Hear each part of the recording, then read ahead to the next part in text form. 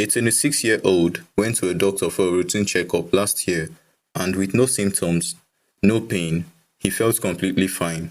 They found fatty liver disease. He hadn't even been drinking that long, just a few years of weekends, parties, a drink or two after work to unwind, just normal stuff.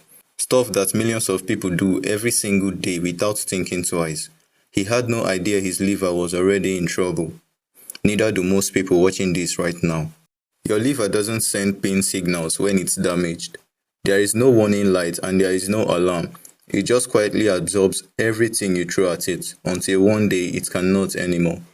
This is what nobody talks about enough. The liver is also one of the most forgiving organs in the body. Once you stop damaging it, it will fight to come back aggressively, starting almost immediately. This video is about what that recovery actually looks like, day by day, the science of what's happening inside your body when alcohol stops entering the picture, even for just 30 days. And some of what I'm about to tell you is going to genuinely surprise you. Now let's talk about what alcohol is actually doing in there.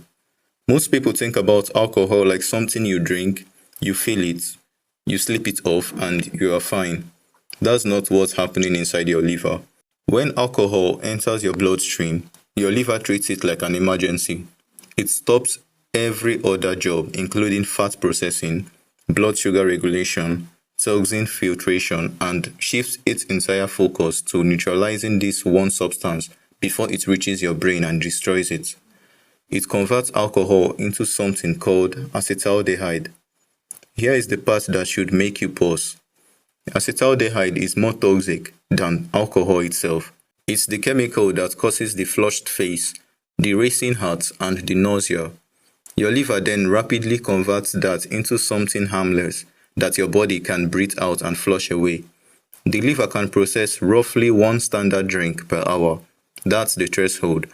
If you go past that threshold, the overflow circulates. It hits your brain, your stomach lining, your heart, and fat starts building up inside liver cells, not a little, measurably. That's called alcoholic fatty liver disease, and studies show it can begin developing after a few weeks of regular heavy drinking. Now let's get into what happens when you stop. The 30-day timeline. From hours 1 to 24, which is the moment it begins. The recovery doesn't start on the day 3, and it doesn't start tomorrow morning. It starts the moment alcohol leaves your system. Within hours, your liver begins redirecting resources. The emergency processing shuts down, fat metabolism resumes, blood sugar regulation comes back online.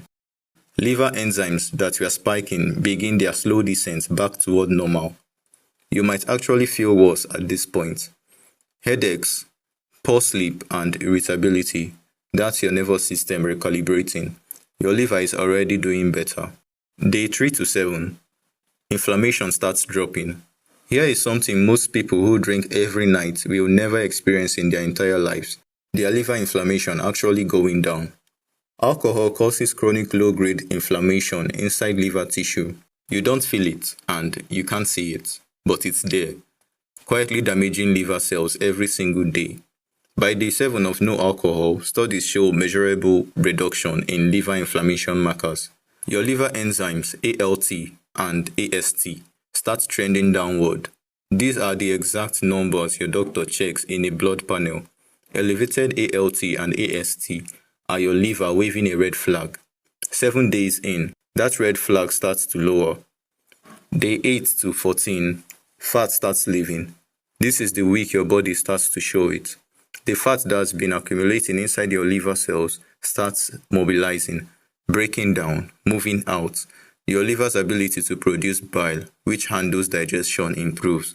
Some people notice less bloating, better digestion, skin that looks slightly clearer, and that's your liver filtering your blood more efficiently. Day 15 to 21, you start feeling different. Two things shift noticeably around week 3, sleep and energy. Alcohol interferes with REM sleep, the deep restorative stage where your brain actually recovers.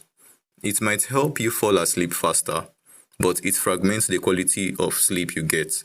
Without alcohol disrupting your sleep cycle, your body starts actually resting overnight. And because your liver regulates blood sugar, and blood sugar drives energy, the afternoon crash starts disappearing, and the brain fog that you might have blamed on stress or age or just being tired, it starts lifting. A lot of people at this stage say things like, I forgot what it felt like to feel like this. Day 22 to 30, the real transformation. By day 30, something remarkable is happening that most people never get to see on a scan or a blood test, because most people never make it to day 30. If you had early stage fatty liver, many people show significant reversal on imaging by this point, sometimes complete reversal. Your liver is actively regenerating. It is one of the only organs in the human body that can regenerate itself. Liver cells called hepatocytes replace damaged ones. AST and ALT levels in many cases return to normal. Immune function improves because the liver is part of your immune defense system. 30 days, that's what the science shows is possible. Here comes the part that should actually scare you. Not all of this is reversible, and that distinction is everything.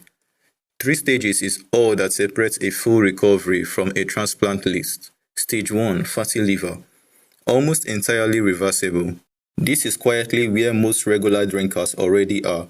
Stage 2, alcoholic hepatitis, inflammation, liver cell death. Some people recover, some people don't. Stage 3, cirrhosis, permanent scarring, can't regenerate, can't reverse. It ends in liver failure. And here is the part that should sit with you. Most people diagnosed with cirrhosis say the exact same thing. I did not think I was that person. They weren't alcoholics in the dramatic sense. They were drinking at dinner, after work, on weekends, normally, for years. The liver never warned them because it can't. It has no pain receptors, no alarm, just silent scarring until the symptoms show up late, after the damage is already done. That's why these 30 days matter, not as a cure, but as a measurement. Here is the ripple effect nobody talks about. Your liver is connected to almost everything, so when it starts recovering, everything downstream moves with it. Your brain sharpens.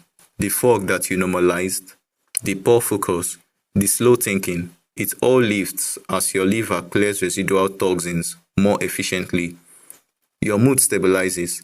Most people don't realize alcohol creates the anxiety they are drinking to escape. Remove it for 2 or 3 weeks and many people feel calmer than they have in years. Not because life changed, but because their brain chemistry changed. Your skin improves, you get better hydration, less inflammation, and collagen synthesis gets back on track. Your immune system strengthens and your weight starts shifting. Not just from cutting calories, but because fat metabolism is actually working again. 1 organ, 5 systems, 30 days. Here is the honest conversation about what comes after. So, after 30 days, are you in the clear? That depends entirely on what your drinking actually looked like before. For those who take alcohol just on casual weekends, this was more about clarity than rescue. But for regular heavy drinkers, the 30 days did something real. Go straight back to that pattern and most of it unravels within weeks. The liver doesn't build tolerance to damage. Every cycle adds to what it's already carrying. 30 days isn't a cure, but it's a reset. Use it as one.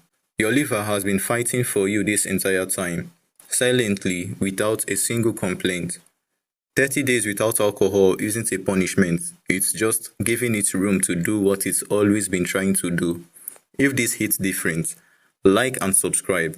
Every week on Stickman Health Universe, we break down the science your body has been trying to tell you in a way that actually makes sense. See you in the next one.